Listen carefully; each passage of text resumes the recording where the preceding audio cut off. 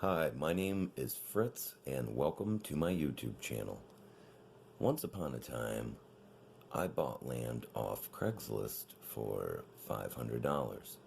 It was actually 3 lots, and I believe you probably needed 4 lots to actually build a house on or something like that.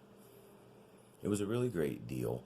I had been looking forever on Craigslist to purchase some land with the dreams of building a small cabin. And I did, and we'll break it down what all happened here, because it's quite an interesting story, truthfully. But to get started here, I started on Craigslist, and I found a couple different spots that for like $1,000 and $2,000, and I tried to purchase them, but they disappeared really quick. And then something gave me the clever idea to start calling realtors, and I didn't have any success with that at first, so I started calling realtors that were advertising on Craigslist. And one of the realtors, I believe, out of the Flint area, had a new customer where their family members had their relatives, older relatives, had died and left them lots of little parcels that were all over Michigan, and I was able to buy 3 of them. And after my realtor wheeled and dealed with them a bunch, there was actually a better spot of land they had that got sold, and he felt real bad about that, so he actually worked a really crazy deal, and they accepted my bid of $500. And I've never heard of anyone truthfully buying land cheaper than $300. All sorts of interesting things happened. I didn't realize till after the purchase, because I bought it. I thought I knew where it was, and I was wrong. After I went to the county courthouse and I got land surveyed maps so I could find exactly where my property is. And they had did something that some counties don't do, is they had aerial GPS surveyed maps. And I had a specific land marker of a downed tree on a corner of my property, which made it really easy for me to locate, because this was a massively huge tree too. The circumference of it was insane.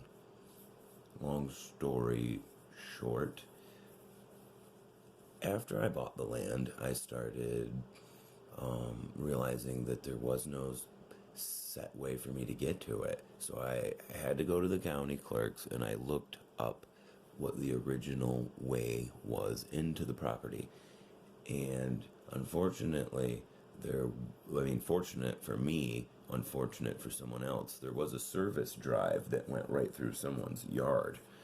And so basically I started to use that service drive, and I talked to the occupant, which was an older lady. Her husband, who had purchased the property, had passed away not too long before that. And for a month or so, everything was cool. But then, I don't know, somewhere along the line, she probably told her children, the events of that summer, what was going on, and they got really upset. And they confronted me. I'm going to play a video of what went on here in just a second. When they confronted me, I actually had the common sense to record this video. And in the video, they're talking about they're going to call the county courthouse, they're going to get maps, they're going to prove I don't know where my land is, and all these other things. And these people were so ridiculously silly that they wouldn't. You can see in the video I'm holding up county surveyed maps that I'm trying to show them, that they refused to even look at. And I'm going to play that video right now for you, that you have a little bit of background. Here we go. I actually, like I told your mom, I've been using the service drive. I've been parking right here. No, you haven't. I have, and I've talked to several other neighbors. Well, I'm Just sure you guys feel when like did that. you purchase the But property? the truth of the matter is When did you purchase the what you property? guys are talking about, the entrance, is up here. I've owned it for half a year. Half a year, 6 months? Yeah. Did you come out when the lake was frozen? Is that how you got there? Because we've never Yeah. seen you out here before. The lake was frozen. Oh, okay. And what's the last name on the parcel so we can look it up later? And the last name is spelled C-A-Y-O. And here's my parcel number. Okay. The Howell County Courthouse. We can get records. The Howell County? Yeah, because I was... Is that different than Livingston County? Well, I mean, it's Livingston County, but it's Howell. But, yeah, it's the Howell Courthouse, Livingston County. Anyway, yeah, this is a lot of fun, but Yeah, this is really great. I have way better things to be doing than this, but I'm not going to have you intimidating this lady. that's the last thing I'm doing. I mean, if anything, I just want to use this service drive, which I'm allowed to by owning property, like I'm allowed to use this lake, which is on record on the deed that I have. This is not county maintained. This is not a service drive. That's correct. We are all allowed to maintain it, and I'm not going through that triangle. Going right through here. I've seen you. I witnessed Well, you. ma'am, if you think that, I apologize, and I can make sure that I'm not going through there. I don't know what to tell you. Across right in the middle of that triangle. Trespassing. I'm sorry. And I'm not going to put up with that. That's the stuff I don't like. Don't try to explain to me. I won't go there. And But by I'm the saying, way, is that the triangle? Yes, That's the that's question. the triangle. I won't go there ever again. That's what I'm saying. Which Let's also talk about means this. you're camping right here on another person's property that lives in Livonia. That's all swamp. I'm camping up Well, here I by don't the care. down tree. That's not our Camp fault on your that own your property your then. property I is am a on my, swamp. no, No, listen. you're not. No, listen. You are This right in back blue here. is my property. Yeah. And that's where I You am, can take the in police blue. out and we can No, all you're become not. surveyors. Okay. I guarantee you're not. I have been out here 35 years. Sure, go ahead and go out there, and you will see I can that tell you there exactly is where this, you're this camping. is my land, and here's this massive down You have tree, and the creek no comes through and idea it how makes many a circle people have Then around the camp big on taken that. advantage That's of. where I am. Go Don't check. camp on the people That's where I am. that live. Go check. You haven't been out there. That's where I am. No, Go check. pal, I've been out there. You haven't been, because I'm I right next have to been that out tree. there. You haven't been, because I'm right here next to that tree. times. Guys, go ahead. Go out Don't there. try to convince me what we already know. I'm not trying to Don't convince back you of it up. anything. I'm trying to pacify you guys. No, You're not going to pacify us unless you go find another way to get into your property. That's not legal for you to talk to say the that this county. property is yours when it's not. You'll have to Service talk drive. to the county and we'll have to go in front of a judge. It is Then we'll have to go in front of a judge That's to fine. get it hammered out then. But until then, You won't have to go in front of a judge because it's going to be that flat and simple. Right here, it's not ownable. Just like there's no parcel number for Allen Road. Like there's. All right, as you can obviously see, these people are a lot of fun to deal with. And basically that conversation, I think my cell phone died, was basically ended after that. And that was it for the day.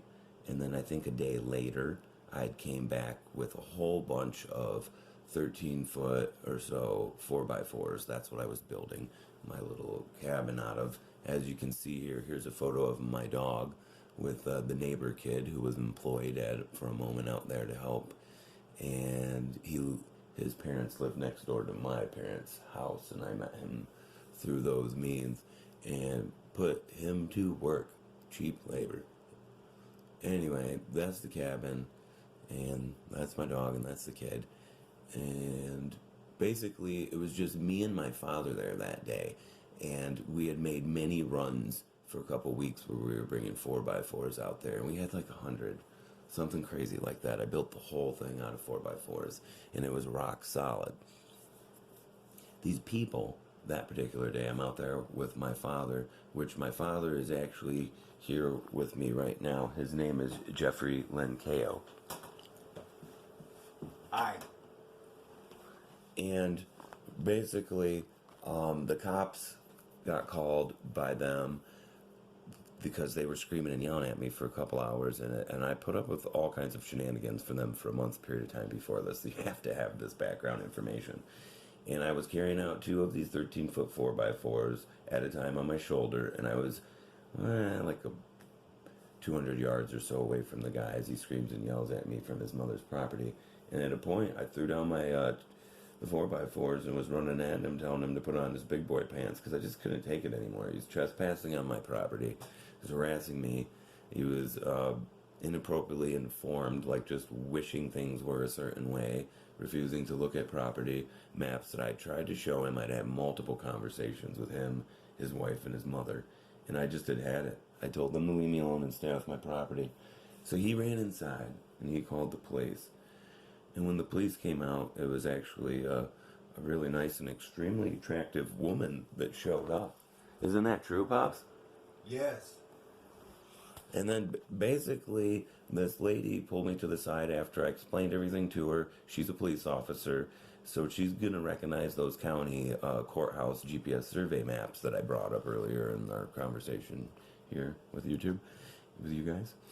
And So she's not going to listen to me or that guy. She's going to look at the county maps that I have. And she says, obviously, everything I'm saying is 100% true. And she was informing me, she pulled me to the side away from the crazy people and told me that she had been going through the same sort of issue with some property that she had just bought with these people. And she said she was going to solve this problem for me and check it out and watch. So I just stood to the side, me and my dad, and she went over and told these people that if they trespass on my property again, or if she's called out there again, that she's going to arrest them after looking at the video that I showed you guys. And I believe I had some other videos at the time that are probably now lost to time. I mean, you were there, Pops. Isn't that basically what happened? I mean, we're talking about almost 10 years ago. Isn't that what happened? True. Yes. He's a man of many words. He's actually a published poet. His name's Jeffrey Linkeo. Check him out on the internet. It's fancy.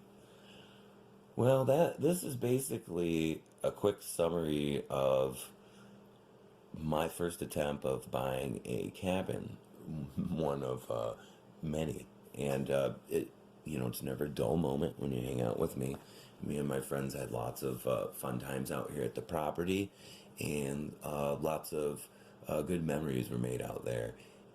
But the long story, boring short of it all, is these people ended up highlighting my memory of the land because they were so difficult. And like I said, the cops came out and they called all sorts of different, tried to cause me all sorts of different problems. And basically, I think the first thing they did was, all the stuff with the cops. And then they called the health inspector, said that I was out there crapping and pissing willy-nilly all over the place and contaminating the water table, because my property was literally 50 yards from a lake. I like buying properties on lakes. I enjoy kayaking and canoeing. I have since I was a kid. My parents used to send me to this camp called Camp Buckskin in northern Minnesota 3 years in a row, where we would spend weeks at a time, canoe trips, living off the lands in the boundary waters, 1,000 lakes, rivers, and streams. And since those times, it's the reason I'm telling you about this, I've always had a fantasy dream, pipe dream, whatever you call it, that I wanted to buy cheap land, build my own cabin, and just sort of relive some of those moments as a weekend warrior that I experienced as a kid, kayaking and canoeing around. Alright, here we are. Yeah, that's cool. What a keys.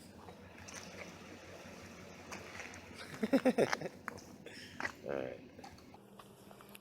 So these people called the health inspector on me. What they didn't know, the people who said in the video that they'd been out there on my property 1,000 times, right? That I had a porta-john, bought a brand new one for it, because that's what they accused me of doing is exactly what I did not want to do. I did not want to contaminate the water table, because there was a river that flowed. A river runs through it. The property on on a corner of my property up there. And so I was able to take water from there, and I'd run it through a filter and drink it. I know it's probably not the best thing to do, but I did it, and I'm alive. And this was almost 10 years ago. But anyway, a lot of good memories, as I previously mentioned, were made there, and I'm going to show photos and highlights of all these different things here in this video, obviously, as I talk. And the health inspector came out and seen that I had a porta-john, and that was it. I wasn't fined. I wasn't in any trouble. They called somebody else on me about something else, and that went nowhere also. It was kind of like the Vietnam War. I won every conflict, but in the end, I finished that cabin, and I put a wood-burning stove in it, and it was pretty sweet, and I was just about to start siding it, which you can't see in any of the photos, is all the plywood I had stacked ready to side it, and the shingles I had for the roof, and it had a cool little loft in it. And they called the building inspector on me, and because I built a structure that was just a tad over 200 square feet, I had to tear it down or I was going to be fined.